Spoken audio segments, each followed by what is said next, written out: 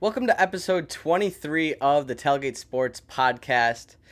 We're going to talk about the Super Bowl. I bring in Prince Hudda. He's been on here before, made some content on social media with him. He joins in. We talk a little bit about parlays and some other fun Super Bowl things. And then I'm going to get into a little bit of the trade deadline, and I'm going to give my winner prediction for the main event to UFC this weekend. We have Prince Hudda joining us for a little bit of Super Bowl talk. We have a couple of things to talk about. We're going to put together a parlay for the Super Bowl. First off, I just want to ask you, how you doing? How's your day? It's good, man. Like we were saying off camera, man. I can't wait for this game to happen. It's been a crazy week of just pumping out Chief videos, Eagle videos, Taylor Swift referees, like just social media is ablaze. I can't wait to just lock in and enjoy this game. Unlike those stupid boycotters that I've seen all over. Yeah, as a Bills and Niners fan, That's I'm right. not excited to see it. I'm not excited to see these two teams in, but I'm excited to watch football. As a football fan, I will definitely be placing a lot of bets on this, and I'll enjoy my time. For sure. I think the Chiefs, like a lot of people hate the Chiefs because of, the referee stuff, maybe the arrogance or the fact that they always win. But say what you want about the Chiefs. Every primetime game they have is like a one possession, comes down to one big play or a walk off. You'll never see big blowouts. You'll never see boring, low scoring games. It's always an exciting game right to the finish, whether they're playing a playoff team or a terrible team like the Raiders. It's just always a good game. So everyone's saying it's going to be a terrible Super Bowl. I think we're in for a good one. I mean, just going back to the first matchup, like it was electric. I mean, the Chiefs ended up coming out with it, but I do think it's definitely going to be a fun watch. The Chiefs are always fun to watch. I mean, not for me because usually when I'm watching them, it means one of my teams are losing. So, but I'll definitely have some fun. We're gonna get right into our first segment. This is the only parlay you need to lock in for this year's Super Bowl. For the first leg, I have over 25 and a half rushing yards for the longest rush for Saquon Barkley. He has 20 rushing touchdowns this year, and the average length of those touchdowns is 32 yards. He's hit this in 9 games this season. The Chiefs didn't look the greatest against the run against the Bills. I'm locking this one in. I like it because you're not concerned about the over under total rushing yards. He hits this in one play. He could start the game with this, and we already cash. So, my first leg, I also feel like this is an easy cash. This may surprise people. DeAndre Hopkins over 11 and a half receiving yards. That's right. One of the best receivers of the last decade. His receiving prop in the Super Bowl, 11 and a half yards. Has he been involved with the offense recently? No, not really. But it's the Super Bowl, and the biggest players step up when the lights shine the brightest.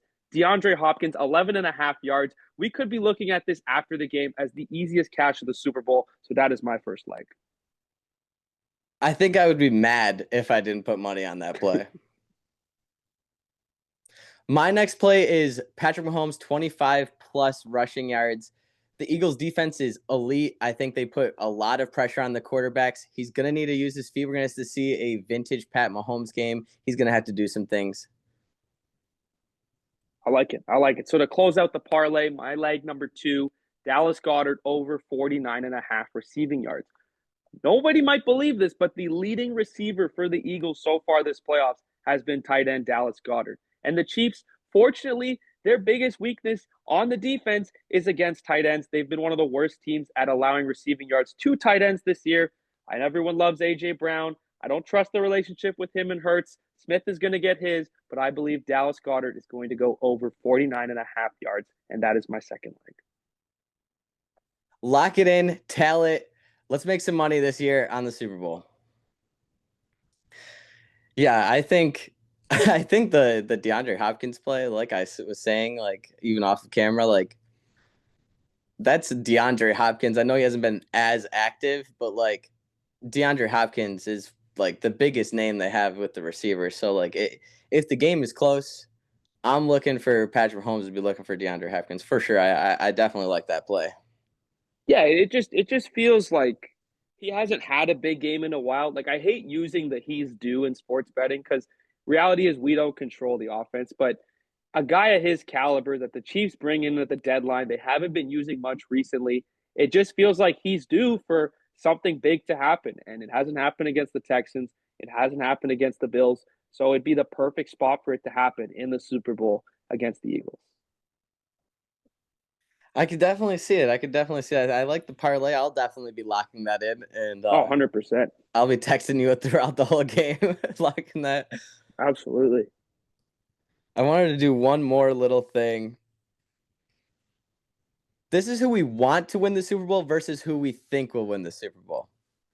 As a Bills fan, I don't want to see any of these teams win the Super Bowl, but I would rather see Patrick Mahomes get another one than see another quarterback get over the Patrick Mahomes hump before Josh Allen. I know it sounds bitter. I'm a bitter guy. I'd rather see the Chiefs win this one. Who I think will win it, the Eagles are the better team, but like I've said, I think I said this last year to you, it's starting to feel like you don't bet against Tom Brady and you don't bet against Patrick Mahomes and Andy Reid. I think that we're going to witness history and they're going to complete the three-peat. I like it. As a Bills fan, I'm shocked that you said you want to see the Chiefs win. Is this AI or something, Ricky? What's going on here? If I have to sit in the offseason and watch people put Jalen Hurts above Josh Allen, I would claw my eyes out. What? That's fair. That's fair. I didn't think of it like that. I might be on the opposite side of you because I want Chiefs to win. I understand. I've been a very avid Chiefs not hater, but let's say denier of their success and really just kind of you know playing into the conspiracy theories of the referees and the Swifties and Kelsey and all that. I would like to see it. There's a lot of guys on the Chiefs that I think deserve a ring. I'd like to see DeAndre Hopkins get one, as we talked about earlier. Chris Jones, one of the most emotional players. It'd be cool if Kelsey is retiring, like some of the rumors say. What a way to go out! So I would like to see the Chiefs win, as much as I am an avid Chiefs denier on social media. But my brain is telling me the Eagles are going to win. I mean, that offense looked legit last week against Washington. The defense we know is solid. The Chiefs don't really have a really strong deep threat. And you got Quinyon Mitchell, Cooper DeJean in that secondary. I just think your boy Saquon, he could run for 200 yards, 4 touchdowns, easy Super Bowl MVP. And we could be sitting here next week thinking, why was it ever the Chiefs? So heart is saying Chiefs, but the brain is saying fly, Eagles, fly for Sunday.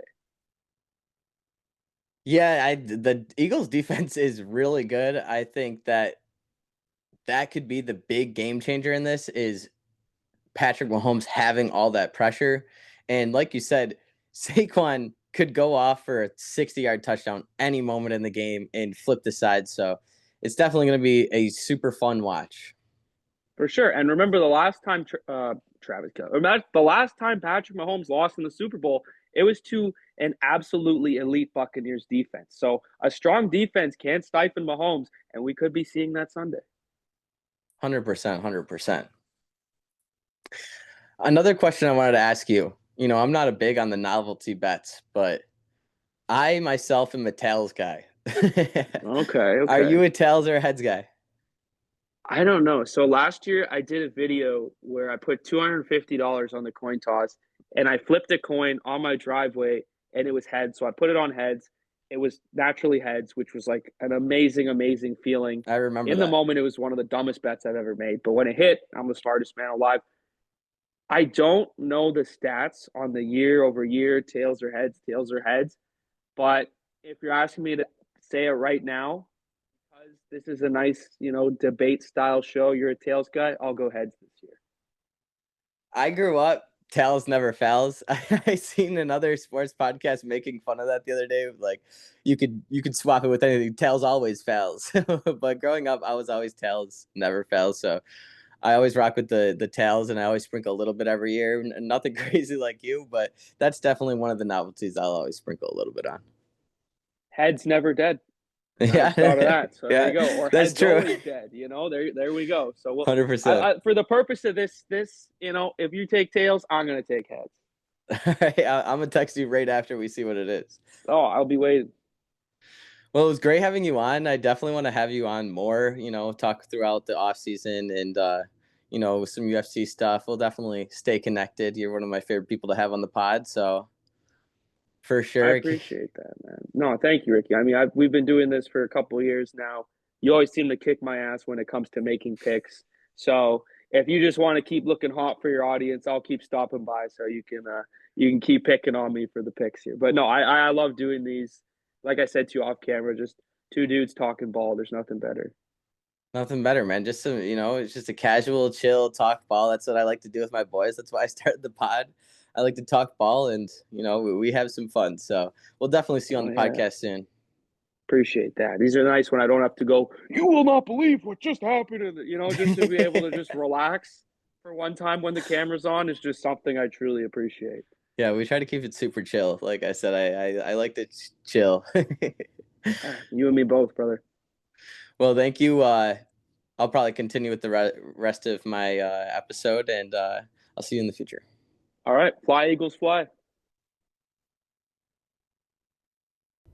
The Lakers trade Luka and set their future up, and the question is, are they contenders this year still? And they needed to go out and get a center, and then they trade Dalton Connect for Mark Williams. Dalton Connect is a young guy who has really shown progress with the Lakers, but they really needed a center. And Mark Williams is also super young, around the same age, athletic. He does have a little bit of injury issues, but this type of build we've seen success with Luka, so they really wanted to go and get him. And now this team's kind of looking complete. They have some depth at the big position. I think they need another, bigger center, but the team has the size now and the skill. I still don't think that this team is a contender this year. I think that with a new coach switching everything up halfway through the season, I don't see them, winning the finals this year. I could see them making a good push into the playoffs and having success. Like I said, the future is awesome. I just don't see them winning a championship this year. Jimmy Butler is going to the Golden State Warriors, and Andrew Wiggins is heading on over to the Heat. In my opinion, like I said before the trade a couple weeks ago, the Heat looked good without Jimmy Butler. They were in a playoff contention spot, and adding Andrew Wiggins makes this team better, in my opinion. They were looking good without Jimmy, and he was a toxic to the locker room a little bit. He wanted out. Bringing in Andrew Wiggins, who has, had a little bit of a resurgence this year, the Heat look really good, and I think that the Heat are, still playoff threats. While the Golden State Warriors, yeah, I think it makes them a little better. Steph Curry is finally not going to be getting triple teamed. I think we're going to start seeing the Steph Curry we know, and the team will definitely get a little better, maybe make a play-in push, but this is still not a contending team in my opinion. I think same with Lakers. You just switch everything up so drastically with getting rid of Clay in the offseason, and then now this trade, picking up Jimmy Butler. I just don't see them winning a championship. Excuse me. De'Aaron Fox is going to the Spurs with Wemby. Wemby finally has his point guard, finally has that co-star that they could finally build the future with. I think that this move, honestly, they could go and possibly get into the playoffs this year, but their future is for sure set. I think that Wemby having a great scorer and defender in De'Aaron Fox is going to be really good for his development, and I think we're going to see this team expedite their rebuild situation. Brandon Ingram was traded for a first-round pick and Kelly Olynyk and Bruce Brown to the Toronto Raptors. The Pelicans, I think their season this year is obviously a wash, but if Zion's healthy, I think that this team is really good for next season. It all depends on if DeJounte Murray, his Achilles, all that. But I like what they're doing. I think that this is showing that they haven't given up on Zion yet, and that is huge as a Zion fan. I love Zion, and I don't want to see them give up just yet. The injuries have really hurt him, but we've seen the injuries really hurt Joel Embiid early in his career, and then he came out and he ended up winning an MVP. The injuries are really, hurting him again, but I want to see a resurgence with Zion, and I think that they're continuing to try and build that, and they're not giving up. Those are all our NBA trades. I'm just going to go to the UFC really fast. UFC 312. UFC 312 is this weekend, and these are my picks. Dricus du Plessis versus Sean Strickland for the middleweight title. We've seen this matchup before. Du Plessis got that one, and Sean Strickland, it's a rumor that he has a staph infection. I think that Du Plessis, he has that size, and he's very underrated. He takes you down. He could strike. He's a well-rounded fighter. It might not look pretty, but he gets the job done. And I think that Du Plessis is going to make work with Sean Strickland again, especially if the staph issue is a real issue. I think the stamina is going to be an issue for Sean Strickland if that's the case. And I think that Du Plessis is going to get him down on the ground and wear him out. I think that we're going to see Du Plessis get this one done. Weili Zhang versus Tatiana Suarez. Tatiana Suarez was on a dominant run and then took a big hiatus off for medical issues and then has been on another bit of a run since coming back. Weili Zhang, we have seen what she could do in the octagon. She's an absolute animal, but Tatiana Suarez grappling and wrestling is just elite in my opinion. And I think that she could get Weili Zhang down and kind of dominate from there, win rounds slowly. I'm going with Tatiana Suarez here. That is it for episode 23 of the Tailgate Sports Podcast. Tune in next week for episode 24. Had a good episode this week. Had a little bit of a guest. Talked about all the sports, really. Good episode. Tune in next week.